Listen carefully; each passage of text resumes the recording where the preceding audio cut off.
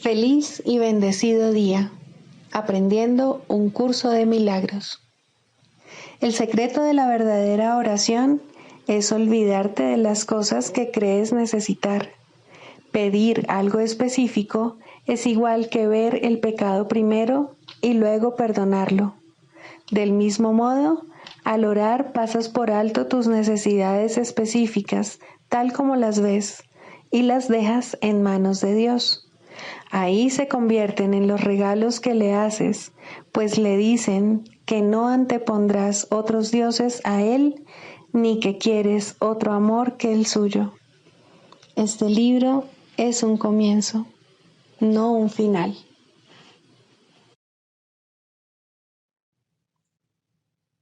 Del prefacio, que postula, párrafo 3. Del conocimiento y de la percepción surgen dos sistemas de pensamiento distintos que se oponen entre sí en todo. En el ámbito del conocimiento no existe ningún pensamiento aparte de Dios, porque Dios y su creación comparten una sola voluntad. El mundo de la percepción, por otra parte, se basa en la creencia en opuestos, en voluntades separadas y en el perpetuo conflicto que existe entre ellas y Dios. Lo que la percepción ve y oye parece real porque sólo admite en la conciencia aquello que concuerda con los deseos del perceptor. Esto da lugar a un mundo de ilusiones, mundo que es necesario defender sin descanso, precisamente porque no es real.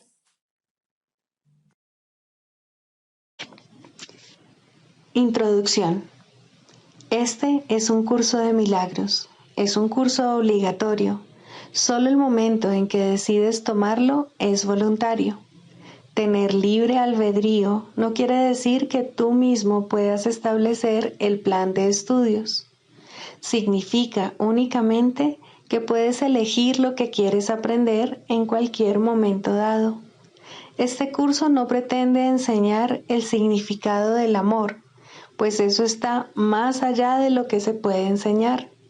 Pretende, no obstante, despejar los obstáculos que impiden experimentar la presencia del amor, el cual es tu herencia natural.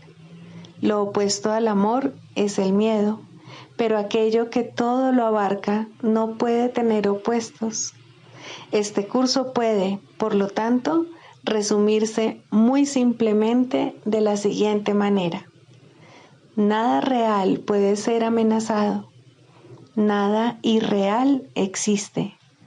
En esto radica la paz de Dios.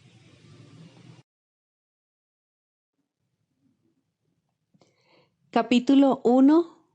El significado de los milagros. Primero, principios de los milagros. Principio 22. Los milagros se asocian con el miedo debido únicamente a la creencia de que la obscuridad tiene la capacidad de ocultar. Crees que lo que no puedes ver con los ojos del cuerpo no existe. Esta creencia te lleva a negar la visión espiritual. Capítulo 3. La percepción inocente. Sexto, los juicios y el problema de la autoridad. Hemos hablado ya del juicio final, aunque no con gran detalle. Después del juicio final no habrá ningún otro. Dicho juicio es simbólico, porque más allá de la percepción no hay juicios. Cuando la Biblia dice, no juzguéis y no seréis juzgados, lo que quiere decir es que si juzgas la realidad de otros, no podrás evitar juzgar la tuya propia. La decisión de juzgar en vez de conocer es lo que nos hace perder la paz. Juzgar es el proceso en el que se basa la percepción, pero no el conocimiento. He hecho referencia a esto anteriormente al hablar de la naturaleza selectiva de la percepción, y he señalado que la evaluación es obviamente su requisito previo. Los juicios siempre entrañan rechazo. Nunca ponen de relieve solamente los aspectos positivos de lo que juzgan, ya sea en ti o en otros. Lo que se ha percibido y se ha rechazado, o lo que se ha juzgado y se ha determinado que es imperfecto, permanece en tu mente porque ha sido percibido. Una de las ilusiones de las que adoleces es la creencia de que los juicios que emites no tienen ningún efecto. Esto no puede ser verdad, a menos que también creas que aquello contra lo que has juzgado no existe. Obviamente no crees esto, pues, de lo contrario, no lo habrías juzgado. En última instancia, no importa si tus juicios son acertados o no, pues, en cualquier caso, estás depositando tu fe en lo irreal. Esto es inevitable, independientemente del tipo de juicio de que se trate, ya que juzgar implica que abrigas la creencia de que la realidad está a tu disposición para que puedas seleccionar de ella lo que mejor te parezca. No tienes idea del tremendo alivio y de la profunda paz que resultan de estar con tus hermanos o contigo mismo sin emitir juicios de ninguna clase.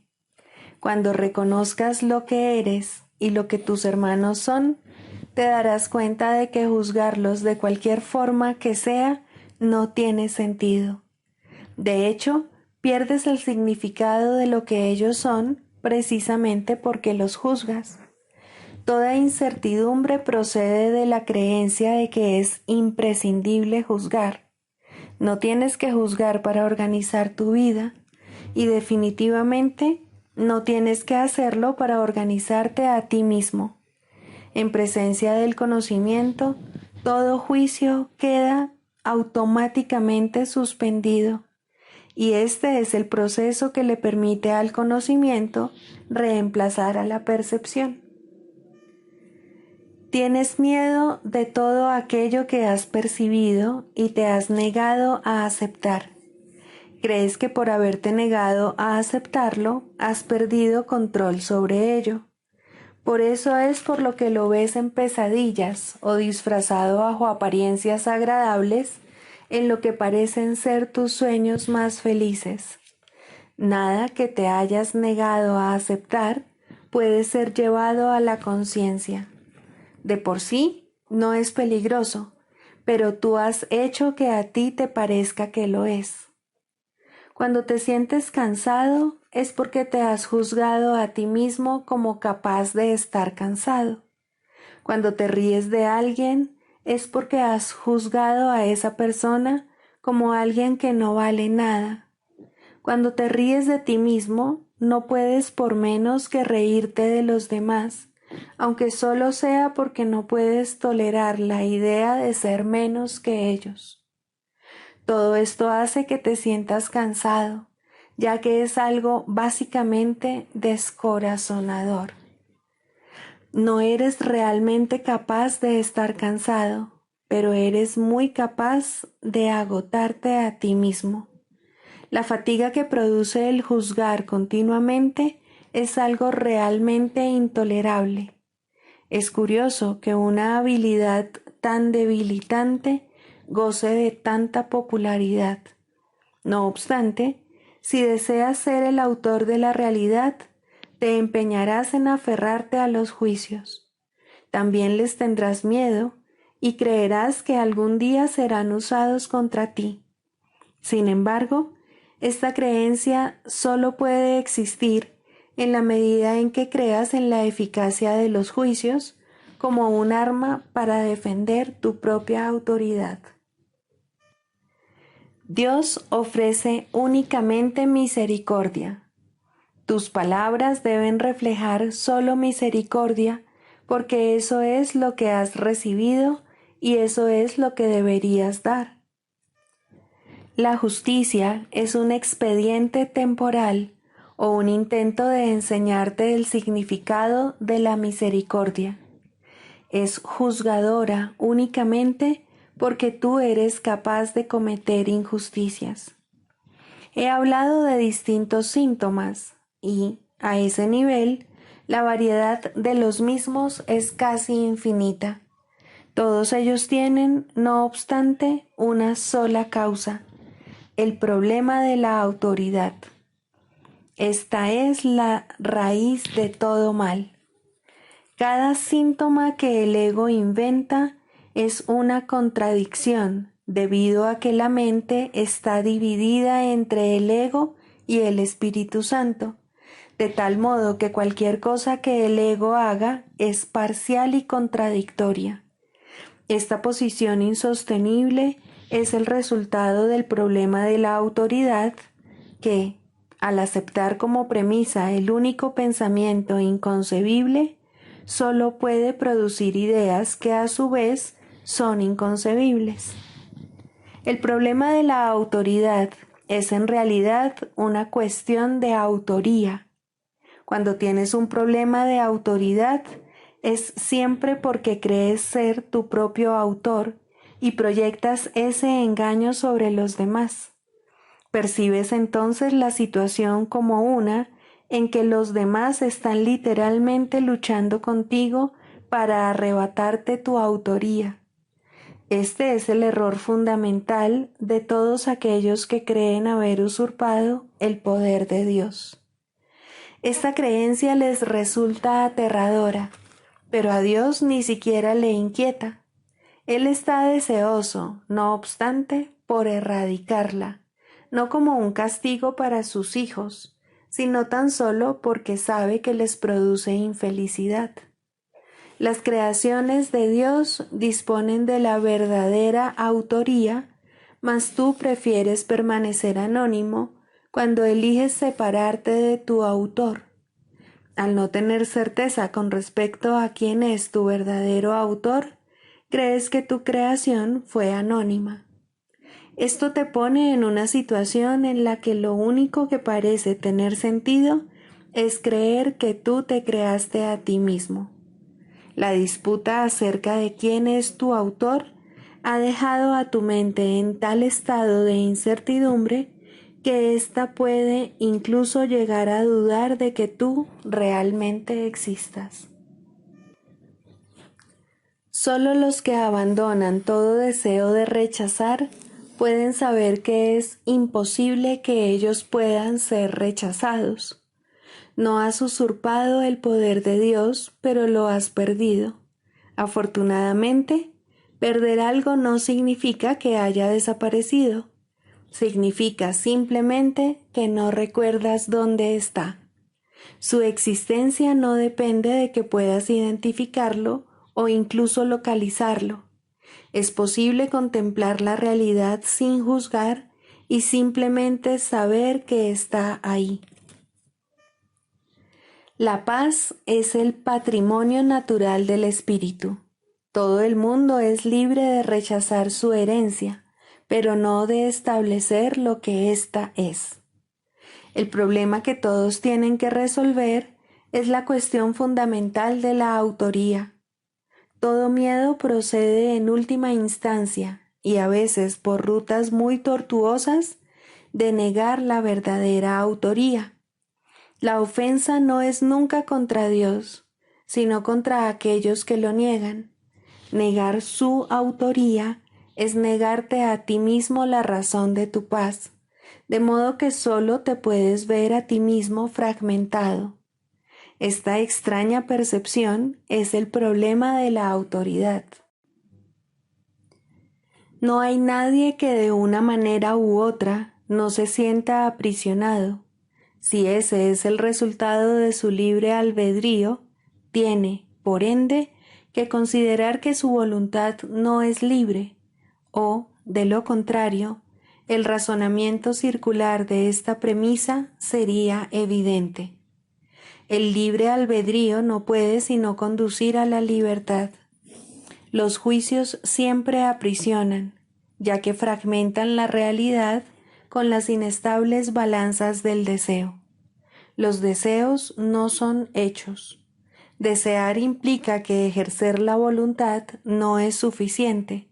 Sin embargo, nadie que esté en su mente recta podría creer que lo que desea es tan real como lo que su voluntad dispone. En vez de busca primero el reino de los cielos, di que tu voluntad sea, antes que nada, alcanzar el reino de los cielos. Y habrás dicho, sé lo que soy y acepto mi herencia.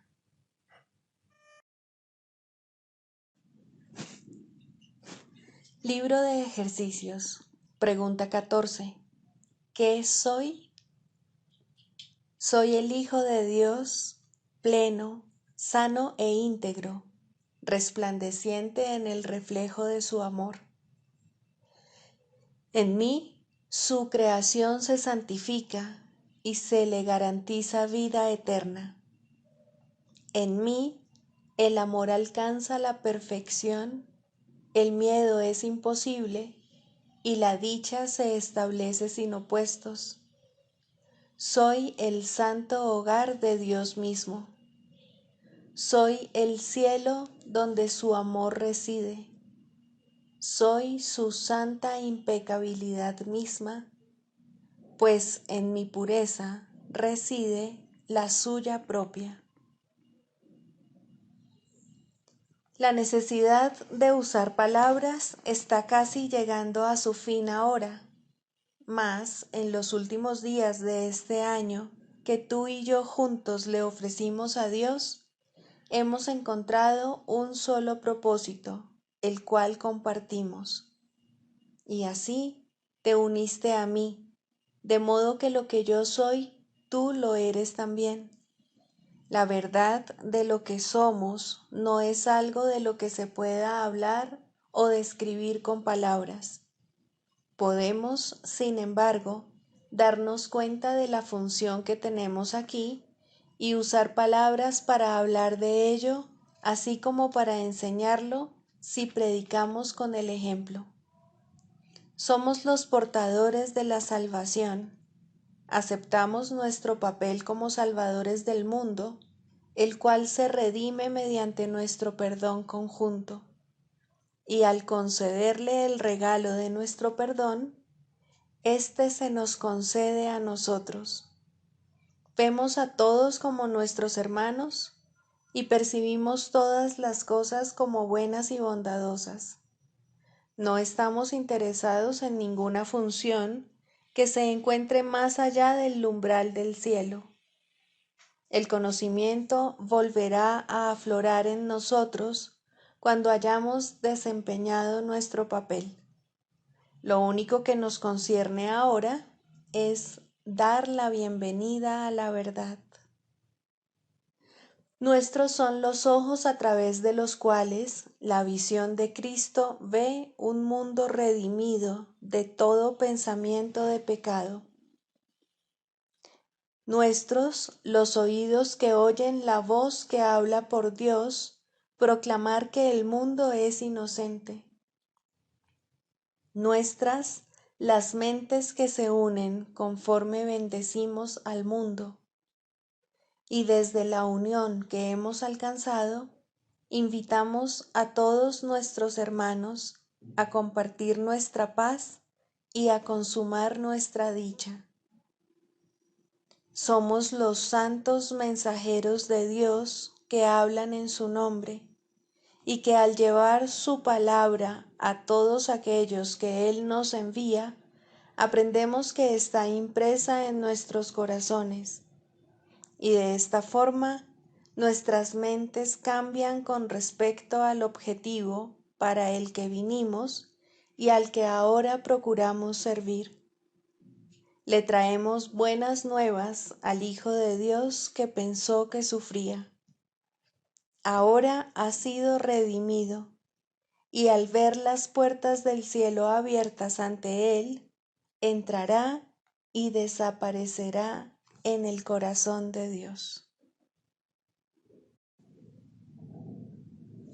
Lección 355.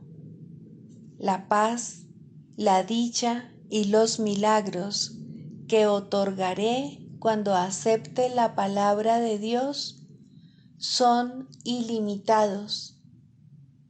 ¿Por qué no aceptarla hoy? ¿Por qué debo esperar, Padre mío, para recibir la dicha que tú me prometiste? Pues tú mantendrás tu palabra que le diste a tu Hijo en el exilio. Estoy seguro de que mi tesoro me aguarda y de que solo tengo que extender la mano para encontrarlo. Incluso ahora mismo mis dedos ya lo están tocando. Está muy cerca. No es necesario que espere ni un instante más para estar en paz para siempre. Es a ti a quien elijo y a mi identidad junto contigo. Tu Hijo quiere ser Él mismo y reconocerte como su Padre y Creador, así como su amor.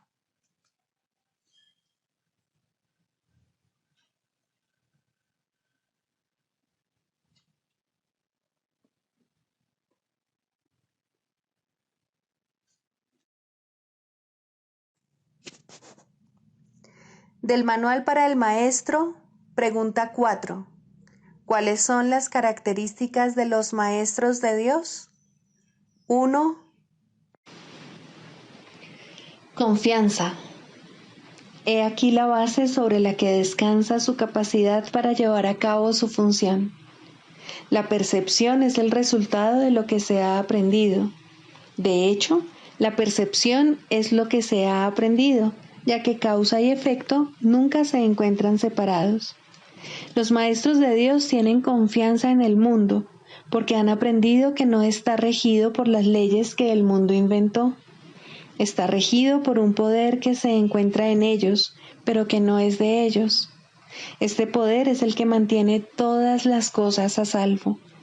Mediante este poder, los maestros de Dios contemplan un mundo perdonado.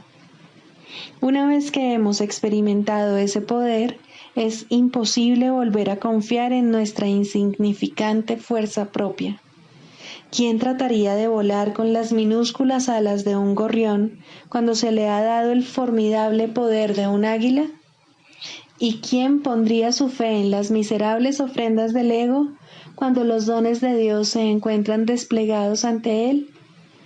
¿Qué induce a los maestros de Dios a efectuar este cambio? A. Desarrollo de la confianza. En primer lugar, tienen que pasar por lo que podría calificarse como un periodo de deshacimiento. Ello no tiene por qué ser doloroso, aunque normalmente lo es. Durante este periodo parece como si nos estuviesen quitando las cosas, y raramente se comprende, en un principio, que estamos simplemente reconociendo su falta de valor. ¿De qué otro modo se iba a poder percibir lo que no tiene valor, a no ser que el perceptor estuviese en una posición desde la que no puede sino ver las cosas de otra manera? Aún no ha llegado al punto en el que puede efectuar el cambio interno totalmente. Por ello, el plan a veces requiere que se efectúen cambios en lo que parecen ser las circunstancias externas. Estos cambios son siempre beneficiosos. Una vez que el Maestro de Dios ha aprendido esto, pasa a la segunda fase. Ahora el Maestro de Dios tiene que pasar por un periodo de selección. Este periodo es siempre bastante difícil, pues al haber aprendido que los cambios que se producen en su vida son siempre beneficiosos, tiene entonces que tomar todas sus decisiones sobre la base de si contribuyen a que el beneficio sea mayor o menor. Descubrirá que muchas cosas, si no la mayoría de las que antes valoraba, tan solo obstruyen su capacidad para transferir lo que ha aprendido a las nuevas situaciones que se le presentan. Puesto que ha valorado lo que en verdad no vale nada, no generalizará la lección por temor a lo que cree que puede perder o deba sacrificar. Se necesita haber aprendido mucho para poder llegar a entender que todas las cosas, acontecimientos, encuentros y circunstancias son provechosos. Solo en la medida en que son provechosos, deberá concedérseles algún grado de realidad en este mundo de ilusiones. La palabra valor no puede aplicarse a nada más. La tercera fase por la que el Maestro de Dios tiene que pasar podría llamarse periodo de renuncia. Si se interpreta esto como una renuncia a lo que es deseable, se generará un enorme conflicto. Son pocos los maestros de Dios que se escapan completamente de esta zozobra. No tiene ningún sentido, no obstante, separar lo que tiene valor de lo que no lo tiene, a menos que se dé el paso que sigue naturalmente. Por lo tanto, el periodo de transición tiene que ser un periodo en el que el Maestro de Dios se siente obligado a sacrificar sus propios intereses en aras de la verdad. Todavía no se ha dado cuenta de cuán absolutamente imposible sería una exigencia así. Esto solo lo puede aprender a medida que renuncia realmente a lo que no tiene valor. Mediante esa renuncia, aprende que donde esperaba aflicción, encuentra en su lugar una feliz despreocupación. Donde pensaba que se le pedía algo, se encuentra agraciado con un regalo. Ahora llega un periodo de asentamiento. Es este un periodo de reposo en el que el Maestro de Dios descansa razonablemente en paz por un tiempo. Ahora consolida su aprendizaje. Ahora comienza a ver el valor de transferir lo que ha aprendido de unas situaciones a otras.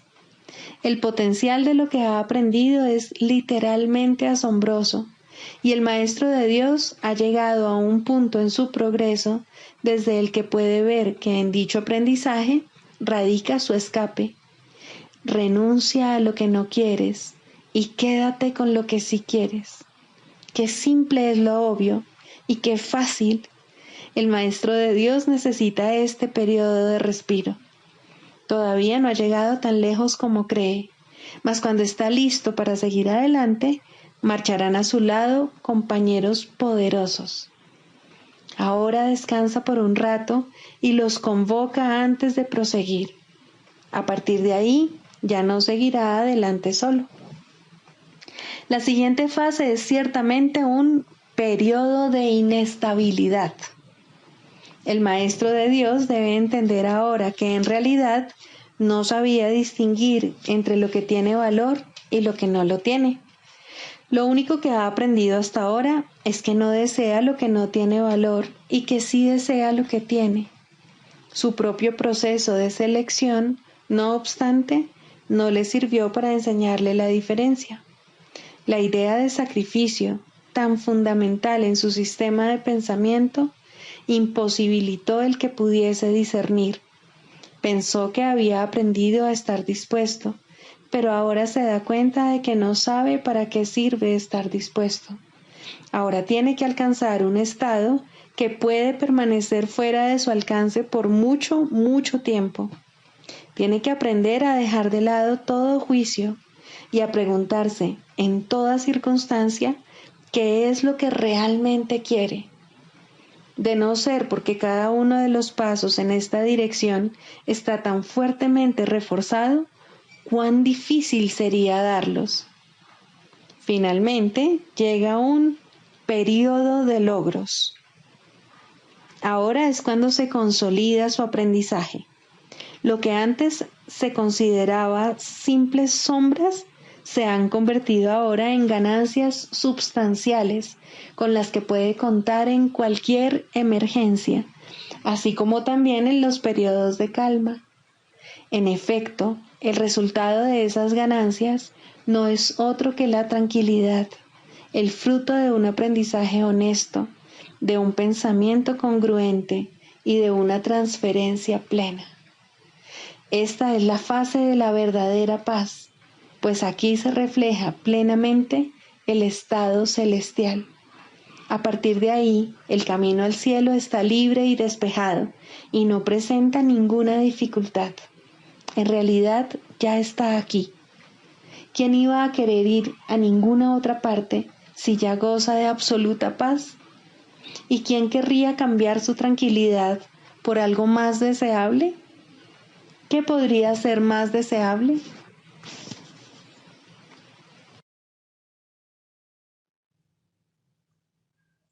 Manual para el maestro, pregunta 21. ¿Qué papel juegan las palabras en el proceso de curación? Estrictamente hablando, las palabras no juegan ningún papel en el proceso de curación. El factor motivante es la oración o petición. Recibes lo que pides. Pero esto se refiere a la oración del corazón, no a las palabras que usas al orar. A veces las palabras y la oración se contradicen entre sí, otras veces coinciden. Eso no importa. Dios no entiende de palabras, pues fueron hechas por mentes separadas para mantenerlas en la ilusión de la separación. Las palabras pueden ser útiles, especialmente para el principiante, ya que lo ayudan a concentrarse y a facilitar la exclusión o al menos el control de los pensamientos foráneos. No olvidemos, no obstante, que las palabras no son más que símbolos de símbolos. Por lo tanto, están doblemente alejadas de la realidad. En cuanto que símbolos, las palabras tienen connotaciones muy específicas. Aún en el caso de las que parecen ser más abstractas, la imagen que evocan en la mente tiende a ser muy concreta. A menos que una palabra suscite en la mente una imagen concreta en relación con dicha palabra, ésta tendrá muy poco o ningún significado práctico y, por lo tanto, no supondrá ninguna ayuda en el proceso de curación. La oración del corazón no pide realmente cosas concretas. Lo que pide es siempre alguna clase de experiencia y las cosas que específicamente pide son las portadoras de la experiencia deseada en opinión del peticionario. Las palabras, por consiguiente, son símbolos de las cosas que se piden, pero las cosas en sí no son sino la representación de las experiencias que se anhelan. La oración que pide cosas de este mundo dará lugar a experiencias de este mundo. Si la oración del corazón pide eso es lo que se le dará, porque eso es lo que recibirá. Es imposible entonces que en la percepción del que pide, la oración del corazón no reciba respuesta. Si pide lo imposible, si desea lo que no existe, o si lo que busca en su corazón son ilusiones, eso es lo que tendrá. El poder de su decisión se lo ofrece tal como él lo pide. En esto estriba el cielo o el infierno. Al Hijo durmiente de Dios solo le queda este poder, pero es suficiente. Las palabras que emplea son irrelevantes. Solo la palabra de Dios tiene sentido, ya que simboliza aquello que no corresponde a ningún símbolo humano. Solo el Espíritu Santo comprende lo que esa palabra representa, y eso también es suficiente. Debe evitar, entonces, el Maestro de Dios el uso de las palabras cuando enseña? Por supuesto que no. Son muchos a los que aún es necesario acercarse por medio de las palabras, ya que todavía son incapaces de oír en silencio. No obstante, el Maestro de Dios debe aprender a utilizar las palabras de otra manera. Poco a poco aprenderá a dejar que las palabras le sean inspiradas, a medida que deje de decidir por sí mismo lo que tiene que decir. Este proceso no es más que un caso especial de la lección del libro de ejercicios que reza: me haré a un lado y dejaré que Él me muestre el camino. El Maestro de Dios acepta las palabras que se le ofrecen y las expresa tal como las recibe. No controla lo que dice, simplemente escucha, oye y habla. Uno de los mayores obstáculos con los que el Maestro de Dios se topa en esta fase de su aprendizaje es su temor con respecto a la validez de lo que oye. Y en efecto, lo que oye puede ser muy sorprendente. Puede que también le parezca que no tiene nada que ver con el problema en cuestión, tal como él lo percibe, y puede incluso poner al maestro en una situación que a él le puede parecer muy embarazosa. Todas estas cosas no son más que juicios sin ningún valor. Son sus propios juicios, procedentes de una penosa percepción de sí mismo que le convendría abandonar. No juzgues las palabras que te vengan a la mente, sino que, por el contrario, ofrécelas lleno de confianza. Son mucho más sabias que las tuyas. Detrás de los símbolos que usan los maestros de Dios se encuentra la palabra de Dios, y Él mismo imbuye las palabras que ellos usan con el poder de su espíritu y las eleva de meros símbolos a la llamada del cielo en sí.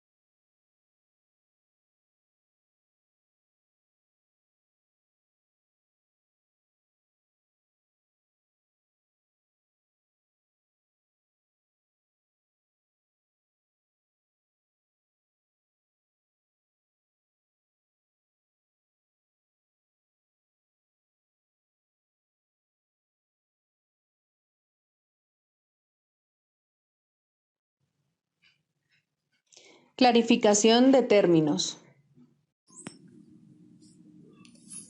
El perdón, la faz de Cristo. El perdón es el medio que nos lleva a Dios y que nos permite alcanzarle, mas es algo ajeno a Él. Es imposible concebir que algo creado por Él pueda necesitar perdón. El perdón, entonces, es una ilusión, pero debido a su propósito, que es el del Espíritu Santo, hay algo en ella que hace que sea diferente.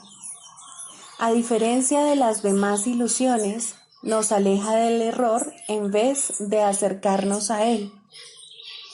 Al perdón podría considerársele una clase de ficción feliz, una manera en la que los que no saben pueden salvar la brecha entre su percepción y la verdad.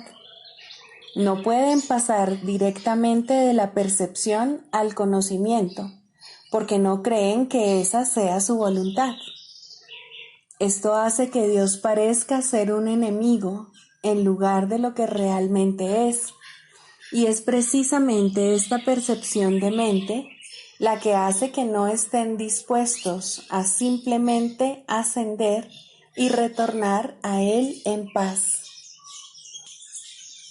Y de este modo necesitan una ilusión de ayuda, porque se encuentran desvalidos, un pensamiento de paz porque están en conflicto. Dios sabe lo que su Hijo necesita antes de que Él se lo pida. Dios no se ocupa en absoluto de la forma, pero al haber otorgado el contenido, su voluntad es que se comprenda, y eso basta. Las formas se adaptan a las necesidades, pero el contenido es inmutable, tan eterno como su creador. Antes de que el recuerdo de Dios pueda retornar, es necesario ver la faz de Cristo, La razón es obvia. Para ver la faz de Cristo se requiere percepción. El conocimiento no es algo que se pueda ver, pero la faz de Cristo es el gran símbolo del perdón, es la salvación, es el símbolo del mundo real. El que la ve deja de ver el mundo. Está tan cerca ya del umbral del cielo como es posible estar mientras aún esté afuera. Mas desde ahí, un paso más basta para entrar. Es el paso final, y ese se lo dejamos a Dios. El perdón es un símbolo también, pero en cuanto que símbolo exclusivo de la voluntad del Padre, no puede ser dividido. Y así, la unidad que refleja se convierte en su voluntad. Eso es lo único que aún está en el mundo en parte y que, al mismo tiempo, es el puente que conduce al cielo. La voluntad de Dios es lo único que existe. Lo único que podemos hacer es pasar de la nada al todo, del infierno al cielo. ¿Es esto una jornada? No, en verdad no lo es, pues la verdad no va a ninguna parte.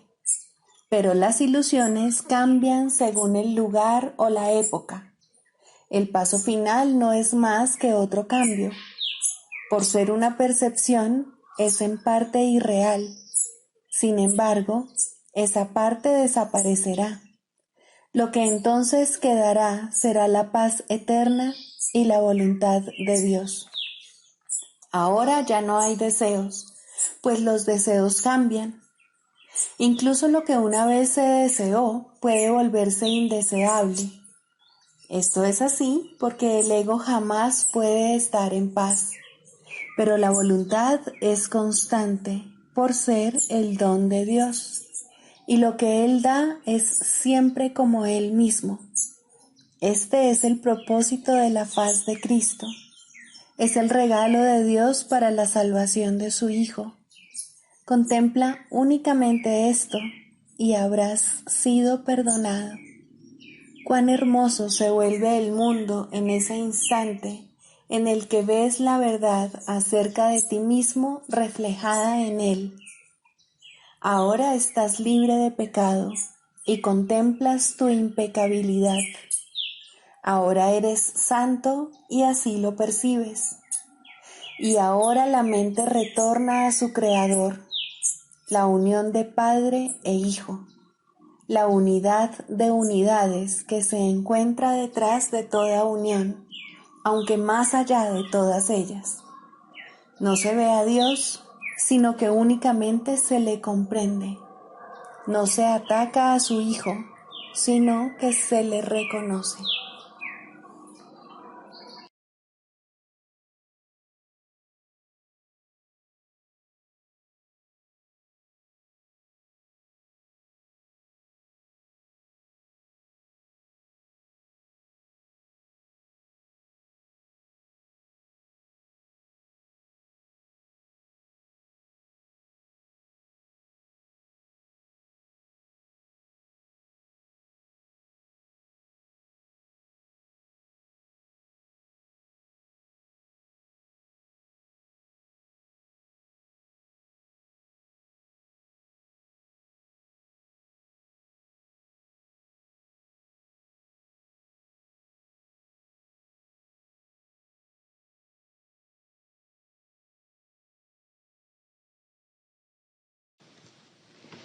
Psicoterapia, segundo, el proceso de la psicoterapia. Introducción. La psicoterapia es un proceso que cambia la visión del yo. A lo sumo, este nuevo yo es un concepto de sí mismo más beneficioso, pero no puede esperarse que la psicoterapia establezca qué es realidad. Esa no es su función. Si logra abrirle paso a la realidad, ha alcanzado su máximo éxito. Toda su función, al final, Consiste en ayudar al paciente a manejar un error fundamental, la creencia de que la ira le ofrece algo que en realidad desea y de que al justificar el ataque se está protegiendo a sí mismo. En la medida en que llegue a darse cuenta de que esto es un error, en esa misma medida se ha salvado realmente. Los pacientes no entran en una relación terapéutica con este objetivo en mente. Por el contrario, tales conceptos significan poco para ellos o no necesitarían ayuda. Su objetivo es ser capaces de conservar su concepto del yo exactamente como está, pero sin el sufrimiento que ello conlleva. Todo su equilibrio descansa sobre la insensata creencia de que esto es posible. Y como resulta tan claramente imposible para la mente sana, lo que buscan es magia. En las ilusiones, lo imposible se consigue fácilmente, pero a costa de hacer realidad las ilusiones.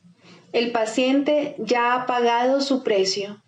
Ahora quiere una ilusión mejor.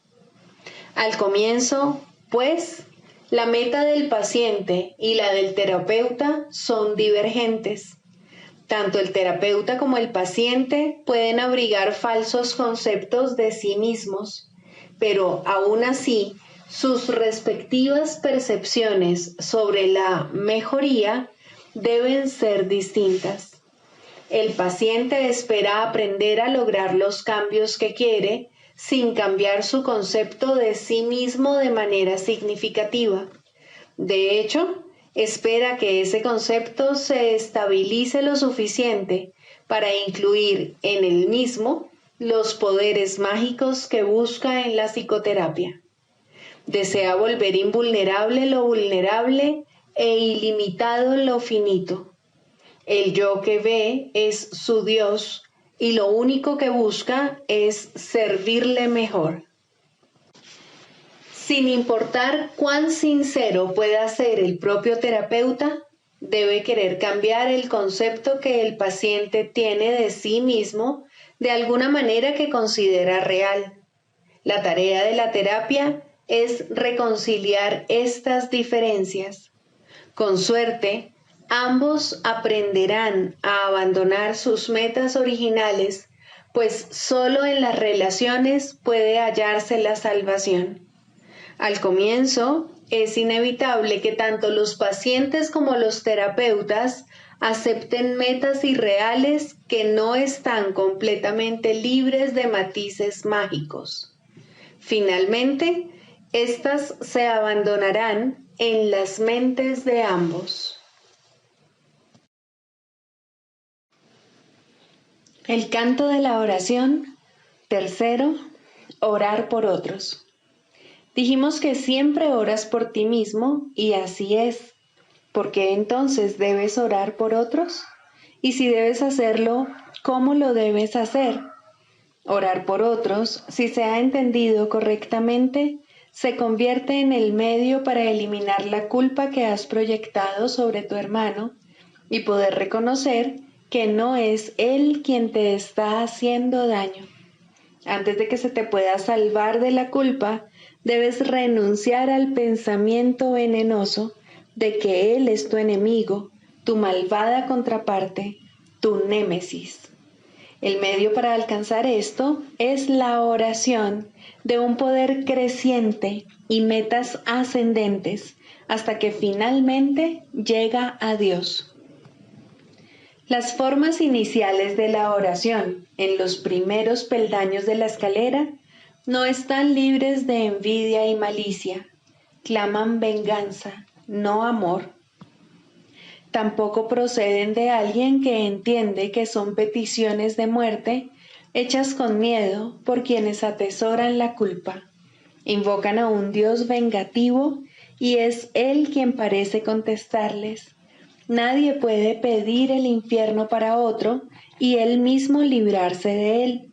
Solo aquellos que están en el infierno pueden pedir el infierno. Pero aquellos que han sido perdonados y han aceptado su perdón, jamás podrían orar de esa manera. En estos niveles, pues, la meta del aprendizaje no es otra cosa que reconocer que la respuesta a cualquier oración será idéntica a la forma en que la oración se hizo. Eso es suficiente. A partir de ahí, el paso a los siguientes niveles será fácil. El próximo ascenso comienza con esto. Lo que he pedido para mi hermano no es lo que querría para mí. Por lo tanto, lo he convertido en mi enemigo. Es evidente que este paso no lo puede dar quien no ve la liberación de otros como algo ventajoso y de valor para sí mismo. Puede aplazarse por largo tiempo porque puede parecer peligroso en lugar de compasivo. Para los culpables, ciertamente, parece una ventaja tener enemigos y este imaginado beneficio debe desaparecer si es que se ha de liberar a los enemigos. La culpa se debe abandonar, no ocultar. Esto no se puede hacer sin cierto dolor y tener un atisbo de la naturaleza misericordiosa de este paso puede llevar por algún tiempo a un profundo retraimiento en el miedo, pues las defensas del temor son temibles en sí mismas y cuando se reconocen traen el miedo con ellas. No obstante, ¿qué ventaja le ha reportado jamás a un prisionero la ilusión del escape? Su verdadero escape de la culpa radica únicamente en el reconocimiento de que la culpa ha desaparecido. Mas, ¿cómo puede reconocerse esto mientras la oculte en otro y no vea que es la suya propia? El miedo a escapar hace difícil dar la bienvenida a la libertad y convertir a un enemigo en carcelero parece ofrecer seguridad.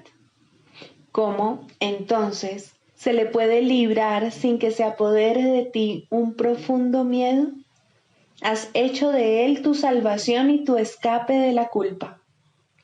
Tu inversión en esta forma de escape es enorme y el miedo de renunciar a ella es grande en verdad.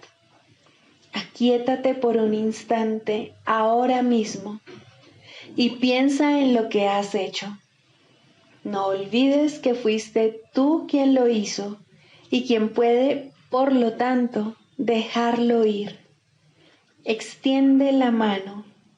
Este enemigo ha venido a bendecirte. Acepta su bendición y siente tu corazón elevarse y tu miedo desaparecer.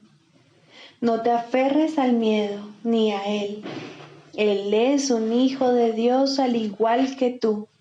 No es un carcelero, sino un mensajero de Cristo.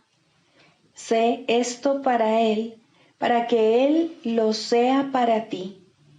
No es fácil darse cuenta de que orar para pedir cosas, posición social, amor humano, regalos externos de la clase que sean, siempre se hace para establecer carceleros y ocultarse de la culpa. Estas cosas se emplean como metas que sustituyen a Dios y por lo tanto distorsionan el propósito de la oración. Desearlas es orar por ellas. Uno no necesita pedir explícitamente.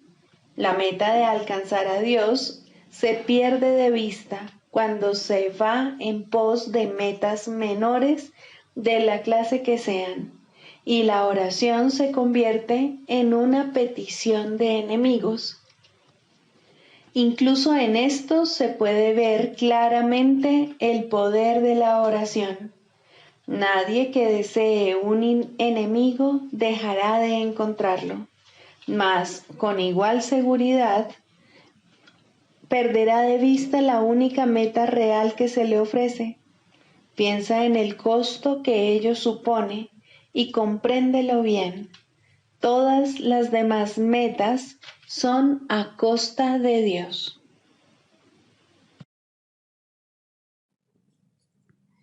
Sigamos a Jesús haciendo del perdón algo tan natural como respirar y algo tan vital como el aire. Amén.